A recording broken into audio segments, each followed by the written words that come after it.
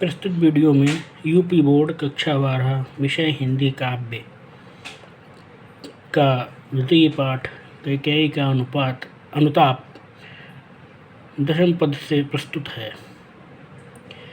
प्रस्तुत पद्यों में कैकेयी ने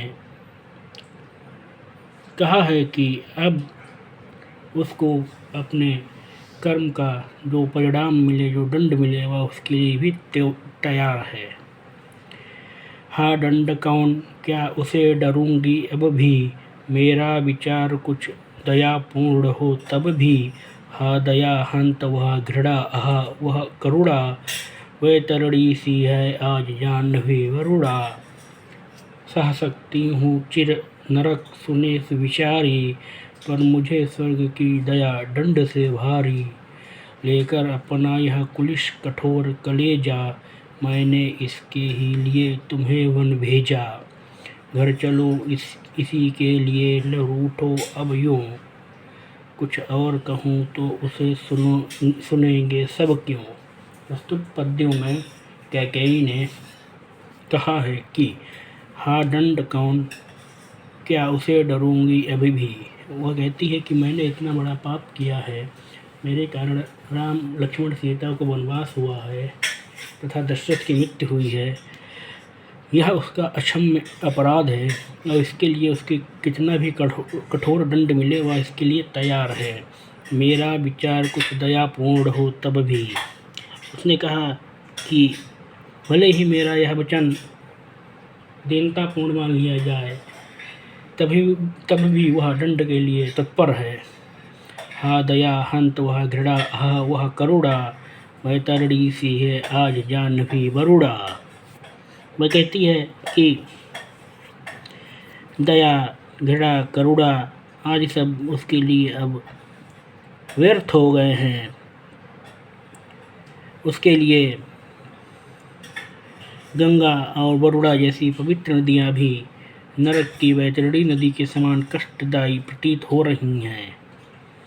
वह कहती है कि वह इतनी व्याकुल है, इतनी संत्रस्त है कि अब गंगा वरुणा जैसी सुखद नदियों के तट पर भी जाकर के भी, उनमें स्नान करके भी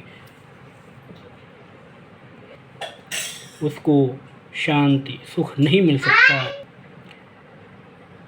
पर मुझे सह सकती हूँ चिर नरक सुने विचारी। उसने कहा इस सभा में उपस्थित सभी विचारशील लोग यह स्पष्टता सुन ले कि मैं चिरकाल तक, बहुत समय तक नरक का दंड भोग सकती हूँ, पर मुझे स्वर्ग की दया दंड से भारी।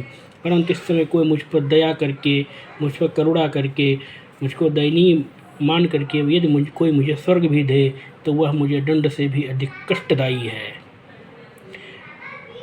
लेकर अपना यह कुलिश कठोर कलेजा, कुलिश अर्थात वज्र, कुलिश कठोर अर्थात वज्र के समान कठोर, अपना यह कुलिश कठोर कलेजा अर्थात वज्र के समान, कुलिश अर्थात वज्र के समान कठोर अपने इस कलेजों को लेकर के, अपने इस हृदय को लेकर के मैंने इसी सब क्रियाकलाप के लिए तुमको वनवास दिलवाया, तुमको वन में भेज दिया। घर चलो इसी के लिए न रूठो अब यूं, अब तुम मेरे निवेदन से, मेरे आग्रह से घर चलो, अयोध्या को वापस लौट चलो। अब तुमको रूठने की कोई आवश्यकता नहीं है, मुझसे विमुख ना हो। कुछ और कहूँ तो उसे सुनेंगे सब क्यों। अब मैं इससे भिन्न कुछ और भी कहूँगी तो लोग उसे क्यों सुनना चाहेंगे, अतः लोग उसको नहीं सुनेंगे। और इस समय सभी लोग यही चाहते हैं कि तुम अयोध्या को वापस लौट चलो। द्वितीय 11वां पद प्रस्तुत है। मुझको यह प्यारा और इसे तुम प्यारे, मेरे दुगने प्रिय रहो न मुझसे न्यारे। मैं इसे न जानूं किंतु जानते हो तुम, अपने से पहले इसे मानते हो तुम भ्राताओं का प्रेम परस्पर जैसा, यदि वह सब पर यूं प्रकट हुआ है वैसा, तो पाप दोष भरपूर्ण तोष है मेरा, मैं रहूं पंकिला पद्मकोश है मेरा। आगत ज्ञानी जन उच्च भाल ले लेकर, समझावे तुमको अतुल युक्तियाँ देकर। मेरे तो एक अधीर हृदय है बेटा, उसने फिर तुमको आज बुझावर भेंटा। प्रस्तुत 11वें पद्य में कैकेयी ने राम को समझाते हुए कहा है कि मुझको यह प्यारा, मुझको यह अपना पुत्र भरत अत्यंत प्रिय है और इसे तुम प्यारे तथा मेरे प्रिय पुत्र भरत को तुम अत्यंत प्रिय हो। मेरे दुगुने प्रिय रहो, इसीलिए तुम मुझको दोगुने प्रिय हो। रहो मुझसे न्यारे और इसीलिए तुम मुझसे विमुख मत हो। मैं इसे न जानूं, यद्यपि मैं भरत की माता होकर के भी उसकी महानता को नहीं जानती हूँ, किंतु जानते हो तुम, परंतु तुम उसके हृदय की विशालता को, महानता को जानते हो। अपने से पहले इसे मानते हो तुम, तथा तुम स्वयं से भी अधिक भरत को मानते हो। तुम भ्राताओं का प्रेम परस्पर जैसा, यदि वह सब पर यूं प्रकट हुआ है वैसा। तुम दोनों भाइयों का प्रेम अत्यंत विलक्षण है, अद्वितीय है।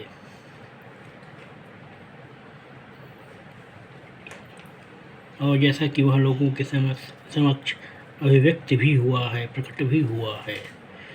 तो पाप दोष भरपूर्ण दोष है मेरा, मैं रहूं पंकिला पद्म कोश है मेरा। कैकेयी ने कहा है कि यदि पाप दोष भर पूर्ण दोष है मेरा, मैं रहूं पंकिला पद्म कोश है मेरा। उसने कहा है कि कीचड़ के समान होने पर भी उसको इस बात का संतोष है कि उसने कीचड़ के समान कलुषित होने पर भी भरत के रूप में कमल को, एक पुष्प को, अद्वितीय पुष्प को उत्पन्न किया है। जैसे कीचड़ में खिलने पर भी कमल निर्दोष रहता है, पवित्र रहता है और सभी लोगों का प्रिय होता है, वैसे ही वह स्वयं को कीचड़ के समान दूषित कह रही है और कह रही है कि यद्यपि वह दूषित स्त्री है तथापि उसने भरत जैसे अद्वितीय पुत्र को उत्पन्न किया है। आगत ज्ञानी जन उच्च भाल ले लेकर, आगत अर्थात आए हुए, ज्ञानी जन अर्थात ज्ञानी लोग, विद्वान लोग, उच्च भाल अर्थात मस्तक, आए हुए ज्ञानी लोग उच्च भाल ले लेकर ऊंचे शुभ्र सुशोभित उच्च मस्तक वाले आए हुए ज्ञानी लोग समझावे तुमको अतुल युक्तियाँ देकर, तुमको अतुल अनुपम युक्तियाँ दे करके उपायों से तुमको समझाएं। मेरी तो एक अधीर हृदय है बेटा, उसने फिर तुमको आज बुझावर भेंटा। परंतु मेरे पास तो केवल एक अधीर हृदय है, एक धैर्यहीन हृदय है, जिसने यहाँ आकर के इस चित्रकूट में आकर के तुमको अपने गले से लगा लिया है और तुमसे निवेदन है कि तुम अयोध्या को लौट चलो, वापस चलो।